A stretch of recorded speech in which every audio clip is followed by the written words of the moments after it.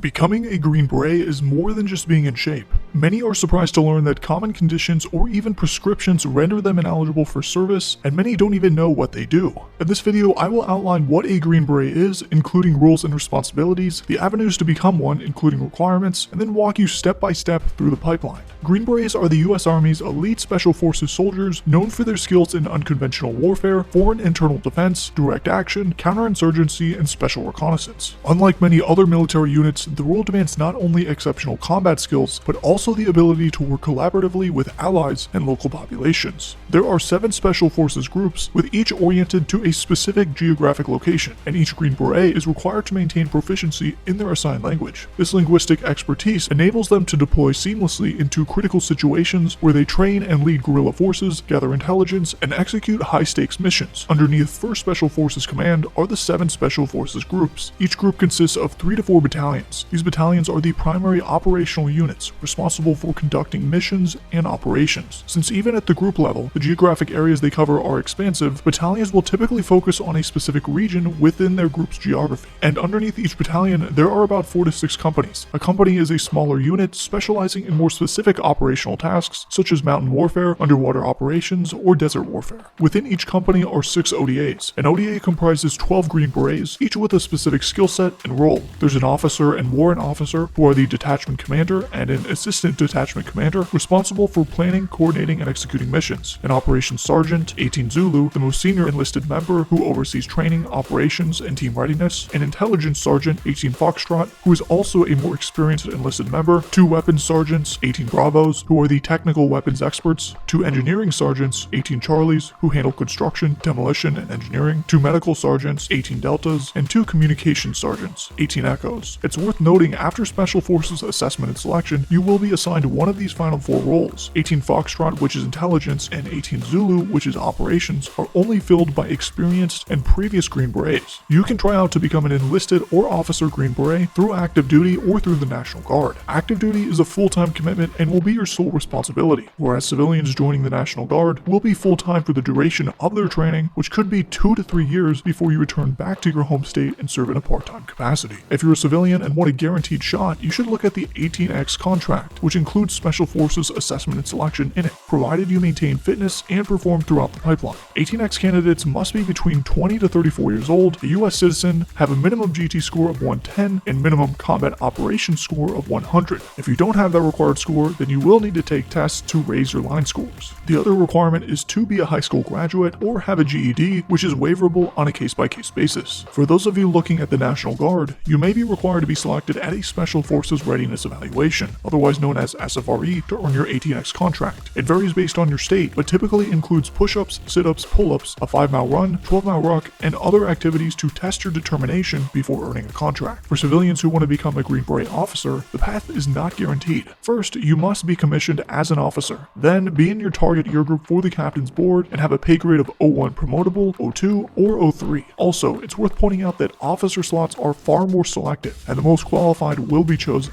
National Guard candidates will also have to go through their state's SFRE process. If you're on active duty or a National Guardsman who wants a shot at becoming a Green Beret, you can also put in a packet. For this, you must be at least 20 years old and no older than 36 and pass a Special Forces physical. And there's a number of other requirements depending on your pay grade, which I'll list in the article in the description in full detail. But so long as you're E3 to E6 with no more than 14 years time in service, you should be okay. There's also an opportunity for those serving in the Air Force, Marine Corps, Navy, Coast Guard, or reserve components of the Army to qualify and attend Special Forces assessment and selection. I'll leave a link to a Special Forces recruiter in the description so you can discuss with them. And for prior service or actively serving members, one of the most overlooked avenues to Special Forces is the National Guard's Tri-1 contract. Active duty Army soldiers and service members from any US branch can transition to the 19th or 20th Special Forces group by enlisting with a Tri-1 contract. This allows soldiers to have a 1-year contract into the Readiness Enhancement Company, where soldiers are assessed to determine their readiness for ASAVAS. If a soldier successfully completes their SFRE and goes on to get selected, he will have to extend his contract for 3 years to complete the Special Forces qualification course. But if you fail,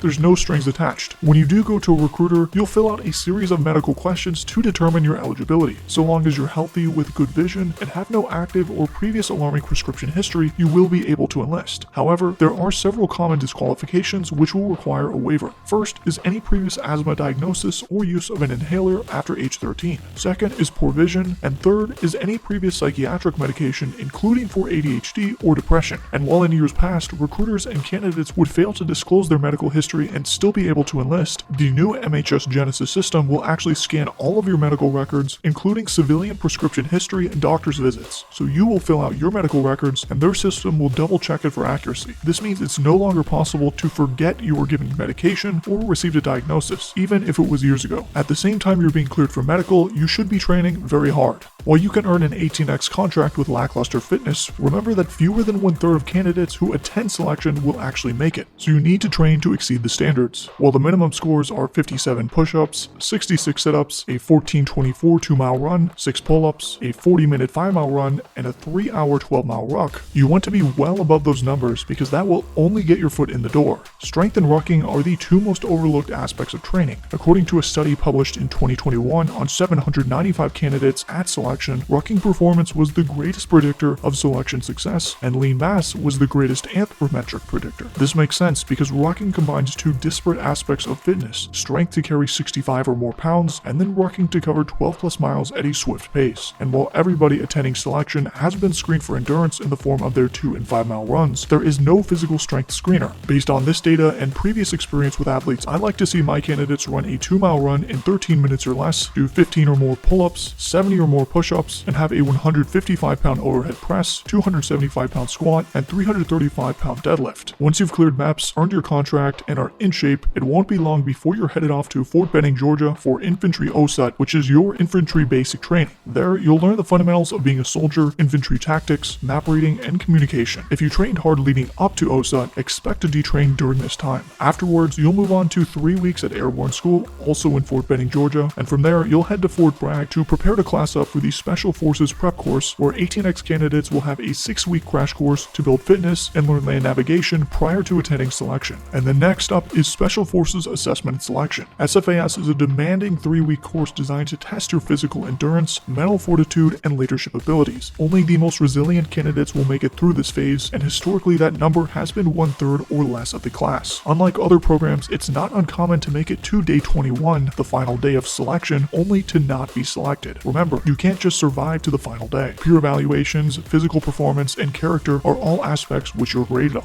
But after selection, the work is not done, and you won't be awarded a Green Beret. It will take at least an additional year of training called the Special Forces Qualification Course. And while many think of selection as the main obstacle to earning their Green Beret, it's actually where the real work begins. Attrition rates for the Q course have been as high as 50%. We can only speculate on why that might be, but for some, the idea of committing an additional year of their life to training only to start back at the bottom of the food chain as a new guy on an ODA may not be what they're looking for. Here's a breakdown of the phases of the Q course. You start with Intro to Unconventional Warfare for 6 weeks. Next, you'll move on to Small Unit Tactics and SEER School for 13 weeks. Then MOS training, which will take about 16 weeks unless you're an 18 Delta, and on the medical track, it will be over a year of training alone. Next, you'll move on to Robin Sage for 4 weeks, Language and Culture training for 25 weeks, and then Graduation and Freefall for 5 weeks. In total, you're looking at a few years of training, and the process to get in shape before enlisting will take at least several months even for the fittest candidates. To learn how to bulletproof yourself for selection, click the video on the screen.